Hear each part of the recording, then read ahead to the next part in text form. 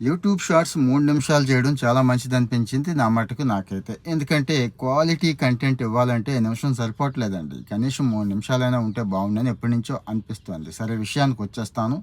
Connect అయ్యి ఉండండి. Each and every షార్ట్‌ని enjoy చేస్తారా? పక్క వాళ్ళకి షేర్ చేస్తారా? మీ ఇష్టం. మన కంటెంట్‌లో మీకు తెలుసు ఏముంటుంది అనేది. గురుకులాలు. గురుకులాలంటే అందరికీ తెలిసిందేనండి. గవర్నమెంట్ స్కూల్స్‌తో పోల్చుకుంటే చాలా మంచి మంచి క్వాలిటీ ఎడ్యుకేషన్ ఉంటుందని తెలుసు. పేద పిల్లలు, ముఖ్యంగా పేద తల్లిదండ్రులు అక్కడ వాళ్ళ పిల్లల్ని జాయిన్ చేయాలని ఆశపడుతూ ఉంటారు, ఆరాటపడుతూ ఉంటారు.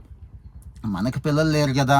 మనకేం ఉపయోగం అని పక్కన పెట్టేయకుండా సోషల్ మీడియాలో చాలా టైం వేస్ట్ చేస్తూ ఉంటాం గదా! కాస్త ఇలాంటివి గవర్నమెంట్ స్కూల్లో చదివించే అవకాశం ఉన్న పేరెంట్స్ మీకు తెలుసండి. మీతో ఉన్నవాళ్ళు, మీ దగ్గర పనిచేసేవాళ్ళు ఇంకా చాలామంది ఉన్నారు కదా!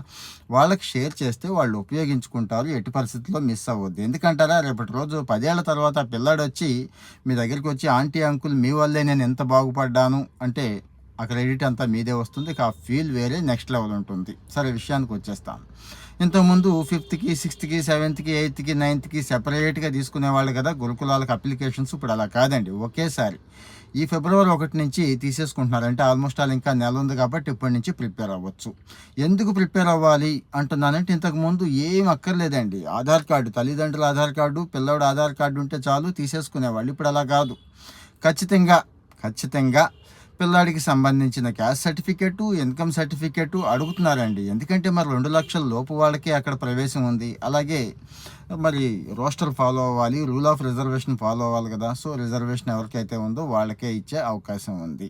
సో, ఇవన్నీ దృష్టిలో పెట్టుకోండి అని చెప్పడం నా ఉద్దేశం. ఎవరు? వాళ్ళు జాయిన్ చేద్దాం అనుకుంటున్న తల్లిదండ్రులందరూ కూడా. అలాగే మొబైల్‌కి ఓటీపీ వస్తుంది కదండీ! ఓటీపీ బేస్డ్ అడ్మిషన్ ఇచ్చారు. అంటే పేరెంట్స్ ఒక మొబైల్‌కి ఒక పిల్లవాడిని మాత్రమే జాయిన్ చేయగలం. ఒక ఓటీపీయే యాక్సెప్ట్ చేస్తుంది. అంటే ఇద్దరు కూడా తల్లిదండ్రులు ఇద్దరు కూడా ఆ ఓటీపీని అంటే ఆధార్‌కి ఫోన్ నంబర్‌ని అటాచ్ చేయించుకునే విషయం మనందరికీ తెలిసిందే కదా! అది కూడా చేయించుకొని రెడీగా ఉండండి. ఇక ఏ గురుకులంలో జాయిన్ చేయాలి? ఎక్కడంటే సాధ్యమైనంత వరకు ఇంటి దగ్గరలో చూసుకోండి. ఎందుకంటే కాస్త వెళ్ళి గబాలన పిల్లాడికి ఏమైనా ఇబ్బంది ఉన్నా, ఇంటి బెంగున్నా చూసుకొని రావడానికి బావుంటుంది. లేదు పర్లేదు పిల్లాడు ఉంటాడు అనుకుంటే మీ జిల్లాలో ఎక్కడైతే క్వాలిటీ అంటే అన్ని గురుకులాలు ఒకేలా ఉండవండి. క్వాలిటీ ఎడ్యుకేషన్ ఇచ్చేవి కొన్ని ఉంటాయి. సూపర్‌రా బాబు! ఇది టాపు చాలా చూస్తున్నారని ఉంటాయి కదా!